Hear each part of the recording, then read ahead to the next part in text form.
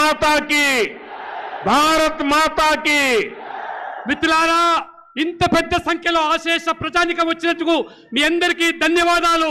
మరొకసారి మాట ఇస్తున్నాను, మీకు జరిగేటువంటి న్యాయం కోసం చేస్తున్నటువంటి కృష్ణా మాదిగ నాయకత్వాన నేను అంటే ప్రధానమంత్రిగా వారికి సహాయకుడిగా ఉండి మీ హక్కులు సాధించే వరకు వారితో కలిసి పనిచేస్తానని చెప్పి పూర్తి భరోసా ఇస్తున్నానంటే మరి మీరు ఆలోచన చేయండి.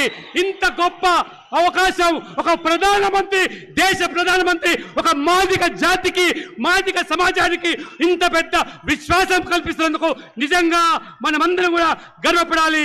ఒక్కసారి అందరం కలిసి భారత్ మాతాకి అని చెప్పి కోరుతున్నాను.